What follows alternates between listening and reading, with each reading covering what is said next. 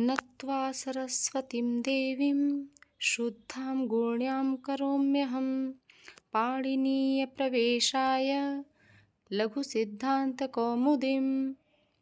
नमस्कार।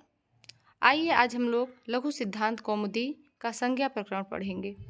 सबसे पहले जो हमारे लेखक हैं उन्होंने देवी सरस्वती को नमस्कार किया है, तो हम पहले इस श्लोक का अर्थ पढ़ेंगे, उसके बाद हम सूत्रों पर चलेंगे। नत्वा सरस्वतीं देवीं शुद्धां गुण्यां करोम्यहं पाणिनीय प्रवेशाय लघु सिद्धांत कौमुदीं। तो इसको अगर हम अलग अलग करेंगे, विच्छेद करके देखेंगे और उसका अन्वय करेंगे तो अहम, आप देख पा रहे होंगे,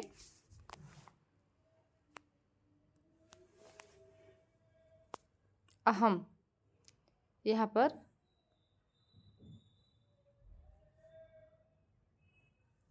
ठीक है। तो अहम अर्थात कौन है, अहम यहाँ पर कौन है, तो यहाँ वरदराज के लिए अहम कहा गया है। वरदराज स्वयं के लिए कह रहे हैं अहम शुद्धाम गुण्याम, शुद्ध प्रवृत्ति वाली, अच्छे गुणों वाली देवी सरस्वती को नत्वा नमस्कार करके पाणिनीय प्रवेशाय, पाणिनी के जो व्याकरण है उसमें प्रवेश करने के लिए लघु सिद्धांत कौमुदी की रचना करता हूँ। मैं वरदराज शुद्ध गुण वाली देवी सरस्वती को नमस्कार करके पाणिनि के व्याकरण में प्रवेश करने के लिए लघु सिद्धांत कौमुदी की रचना करता हूँ। लघु इसलिए कहा गया है कि उनकी बृहद सिद्धांत कौमुदी भी है जिसमें जो उसको और विस्तार से लिखा गया है। तो जो बाल बुद्धि या फिर जिनको कह सकते हैं कि जिनको व्याकरण समझने में कठिनाई है, उनके लिए और सरलतम तरीके से सीखने के लिए इस लघु सिद्धांत की रचना की गई है। आइए आगे चलते हैं। तो देखिए, जैसे इसमें थोड़ा सा व्याख्या किया गया है कि जो यह श्लोक है यह कैसा है, मंगलाचरण है। तो सबसे पहले संस्कृत भाषा की यह परंपरा रही है कि हम किसी भी जो हमारे कवि हैं या लेखक हैं, वो किसी भी कार्य के प्रारंभ में सबसे पहले वह अपने जो इष्ट हैं उनको नमस्कार करते हैं, उसके बाद अपने कार्य को प्रारंभ करते हैं ताकि वह निर्विघ्न समाप्त हो सके, निर्विघ्न पूर्ण हो सके। तो यहाँ पर भी वरदराज ने नमस्कार किया है देवी सरस्वती को। तो हमारे संस्कृत साहित्य में 3 प्रकार के मंगलाचरण माने जाते हैं। कौन कौन से? तो सबसे पहले हम नमस्कारात्मक मंगलाचरण करते हैं जिसमें हम ईश्वर को, अपने इष्ट को नमस्कार करते हैं। दूसरा होता है आशीर्वादात्मक मंगलाचरण जिसमें हम ईश्वर से आशीर्वाद की कामना करते हैं, मंगल कामना करते हैं अपने लिए, अपने इष्टजनों के लिए, अपने समाज के लिए मंगल कामना करते हैं। और तीसरा होता है वस्तु निर्देशात्मक जिसमें हम जिस विषय पर लिखने जा रहे हैं उसको लक्ष्य करके, उसमें क्या लक्ष्य हमने रखा है उसको प्रस्तुत करके हम मंगलाचरण करते हैं। तो इसमें 2 तरह के मंगलाचरण हैं। एक तो है नत्वा सरस्वतीं देवी, मतलब मैं उनको नमस्कार करता हूँ, और दूसरा है लघु सिद्धांत की रचना कर रहा हूँ। तो यहाँ उन्होंने नमस्कारात्मक मंगलाचरण भी कर दिया है और वस्तु निर्देशात्मक मंगलाचरण भी किया है। कई बार क्या होता है कि केवल नमस्कारात्मक मंगलाचरण होता है, कई बार आशीर्वादात्मक होता है, कई बार वस्तु निर्देशात्मक होता है, लेकिन कई बार ऐसा होता है, कई लेखक या कवि तीनों ही मंगलाचरण को एक साथ समाहित करते हैं। तो यहाँ पर 2 प्रकार के मंगलाचरण हमें देखने को मिलते हैं, नमस्कारात्मक और वस्तु निर्देशात्मक। देखिए, नमस्कारात्मक मंगलाचरण क्या है? जिसमें हम अपने आराध्य देव की स्तुति, प्रार्थना या वंदना करते हैं। आशीर्वादात्मक मंगलाचरण क्या है? जिसमें हम अपने प्रिय व्यक्ति या जो ग्रंथ का लेखक है या ग्रंथ का अध्येता जो उसको पढ़ने वाला है उसके लिए मंगल कामना की गई होती है। या फिर वस्तु निर्देशात्मक मंगलाचरण जिसमें हम ग्रंथ के मूल विषय और उसके लक्ष्य को निर्देश करके लिखते हैं। तो आइए चलिए पहला सूत्र पढ़ते हैं। पहला हम स्टार्ट करते हैं, क्योंकि आपके सिलेबस में संज्ञा प्रकरण है तो संज्ञा प्रकरण से स्टार्ट करते हैं। और संज्ञा प्रकरण में सबसे पहले माहेश्वर सूत्र। माहेश्वर सूत्र इसको इसलिए कहा गया है क्योंकि यह माना गया है कि यह भगवान शिव के डमरू की ध्वनि से निकला हुआ है। तो यह कितने हैं? 14 हैं। तो इन 14 के बारे में हम पढ़ते हैं। अयूण, ऋलृक, एओंग, अयोच, हयवरट, लड, इयमंगड़नम, झभय, घढदस, जबगडदश, ख फ छ ठ थ च ट त व क प य श ष श र हल। यह 14 माहेश्वर सूत्र आपको देखने को मिलेंगे। अब इनके बारे में हम थोड़ा सा आगे पढ़ेंगे, थोड़ा सा विस्तार से देखते हैं।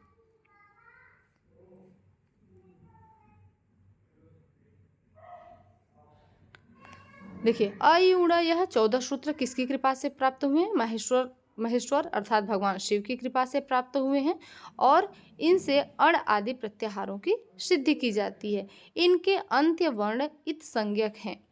इत संज्ञक मतलब जिसकी इत संज्ञा हो जाती है, लोप हो जाता है, मतलब उसको हम काउंट नहीं करते हैं, उसको हम समाप्त मानते हैं। ठीक है, उसको हम अपने किसी भी सूत्र की सिद्धि में, किसी भी शब्द की सिद्धि में उसको नहीं रखते हैं।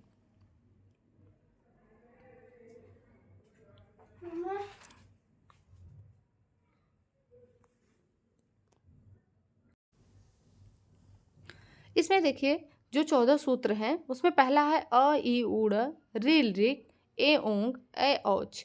यह जो 4 हैं वह स्वर हैं और ह या व रट से लेकर के लण हल तक ये सभी क्या हैं? ये व्यंजन हैं। तो ध्यान रखने योग्य बात है कि जैसे अ ई उड़ में जो ड़ है, रील रिक में जो क है, ए ओंग में जो ङ है, ए औच में जो च है, यह क्या है? यह हलंत्य लगा हुआ है और हलंत्यम से इसकी इत संज्ञा हो जाती है और तस्य लोप से उसका लोप हो जाता है। आगे हम इन सूत्रों को पढ़ेंगे। तो आप देखिए इसमें जो स्वर हैं उनमें तो आवश्यकता नहीं होती है हमें किसी उच्चारण करने के लिए किसी चीज़ की, लेकिन जो व्यंजन है उसमें उच्चारण के लिए हमें स्वर की आवश्यकता पड़ती है। जैसे ह य व र ट, यह क्या है? ह हलंत है, य हलंत है, व हलंत है, लेकिन चूंकि उच्चारण नहीं किया जा सकता बिना स्वर के, इसीलिए यहाँ पर इसको इसके साथ हम स्वर को भी लिख देते हैं। ठीक है, तो सबसे पहले आप इन्हें याद कर लेंगे क्योंकि आपको बार बार इसकी आवश्यकता पड़ती रहेगी। अब आगे देखते हैं हम लोग। ये देखिए यहाँ पर इसका विवरण दिया गया है। अ ई उड़ आदि ये 14 सूत्र हैं, इसलिए इन्हें चतुर्दश सूत्र कहा जाता है। इनसे प्रत्याहार बनाए जाते हैं, अतः इन्हें प्रत्याहार सूत्र भी कहते हैं। भगवान शंकर के डमरू से निकलकर पाणिनि जी को प्राप्त हुए, इसलिए इन्हें शिव सूत्र भी कहते हैं। अब देखिए नीचे आइए, कह रहे हैं कि आइए एक बार हम लोग इसका अभ्यास कर लेते हैं। जैसे अ ई उ, जैसे हमने बताया कि ऊपर जो लास्ट शब्द होते हैं, जो अंतिम वर्ण है, जैसे अ ई उड़, अड़ जो है वो हलंत्य है, तो उसको हम क्या कर देते हैं? लोप कर देते हैं। उसको हलंत्यम से इत संज्ञा और तस्य लोप से उसका लोप कर देते हैं। तो इसलिए यहाँ देखिए एक बार इसको प्रयास कर लीजिए समझने का।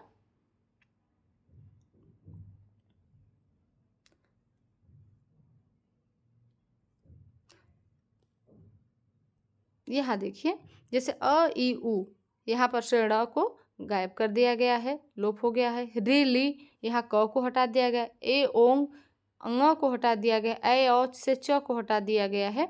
तो इस प्रकार से जो ये अंतिम वर्ण होते हैं उन अंतिम वर्णों की अंतिम वर्णों का लोप हो जाता है।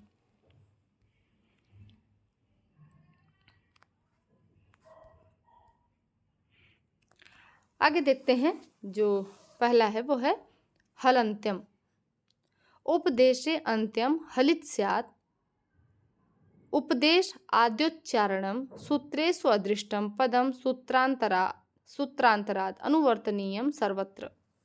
अब यहाँ पर देखिए कहा गया है कि उपदेश में जो अंतिम हो उसकी हल संज्ञा हो जाए।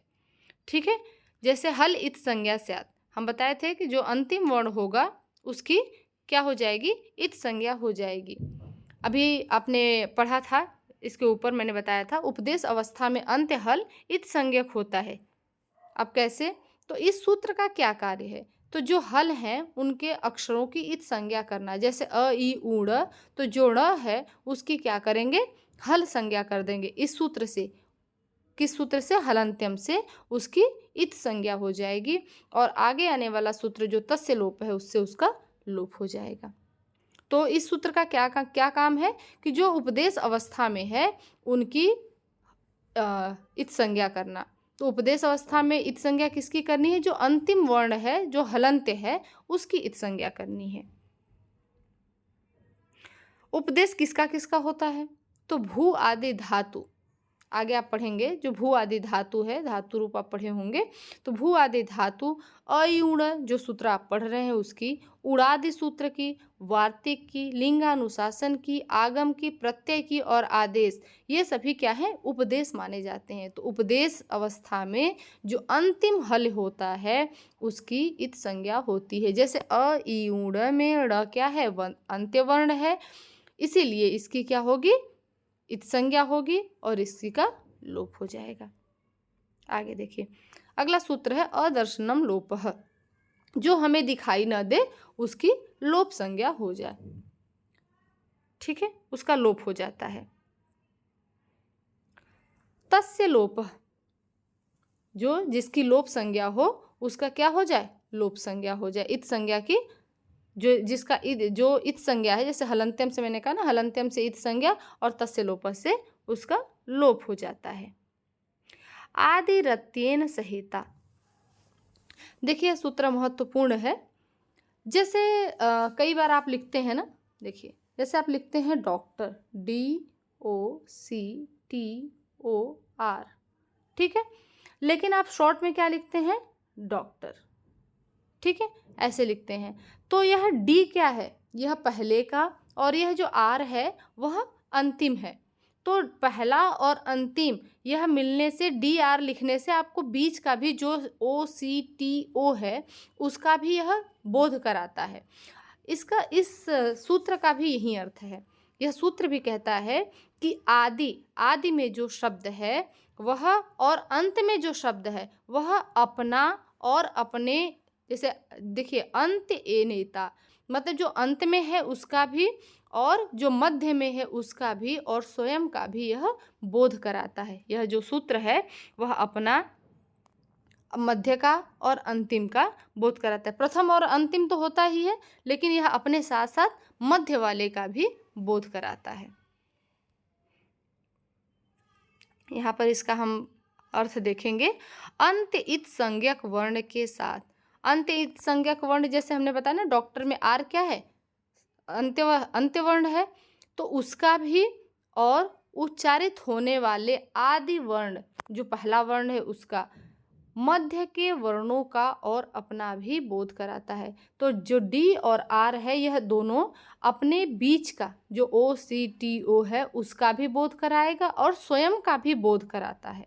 जैसे यहाँ देखिए एग्जाम्पल में भी डॉक्टर लिखा हुआ है, तो डी आर से उसको यहाँ पर एक्सप्लेन किया गया। जैसे पंडित में P और T होता है तो बीच में ANDI, इसका भी यह बोध कराता है। जैसे देखिए अगर कहा जाता है अण प्रत्याहार, तो अण प्रत्याहार अभी जैसे आप पहले पढ़े होंगे कि यह प्रत्याहार भी बनाता है, जो यह 14 माहेश्वर सूत्र है यह प्रत्याहार भी बनाते हैं। तो प्रत्याहार अभी हम आगे बताएंगे। जैसे मान लीजिए अण प्रत्याहार, तो अण कहा गया, तो अण कैसे पता चलेगा आपको कि अण में कौन कौन से शब्द आएंगे? तो अ तो आपको समझ में आ गया, अण भी समझ में आ गया, लेकिन उसके बीच में ई उ जो यह दो शब्द हैं इसका भी बोध कौन कराएगा? यह अण ही इसका बोध कराएंगे। इसीलिए इस सूत्र का यहाँ पर महत्व है। तो उम्मीद है इतना आपको समझ में आया होगा।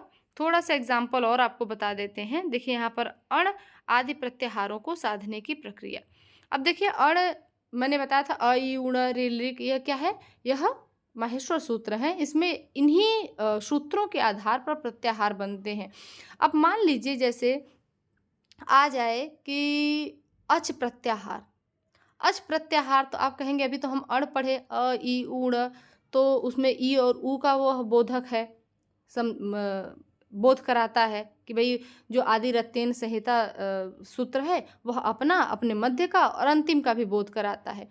लेकिन आप देखेंगे अगर अच प्रत्याहार आ गया तो आप देखेंगे कि अच प्रत्याहार में पूरा स्वर ही आ जाता है। अ इ उ रि ए ओंग ऐ औच, ये जो सारे हैं, जो जब तक हम अंतिम वर्ण वाले पर नहीं पहुंचते, च पर नहीं पहुंचते, तब तक वह बीच का पूरा बोध कराएगा।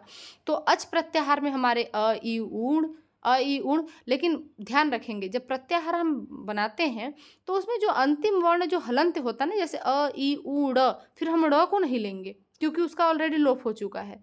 जब हम केवल अण कहेंगे तब तो उसमें हम अण को बोलेंगे, उसका उच्चारण करेंगे, लेकिन जब हम अच बोलेंगे तो उसमें अ इ उ री ली उसमें भी हम क को नहीं लेंगे, फिर ए ओंग में ङ को नहीं लेंगे, ए ओ लेंगे, फिर ए औच।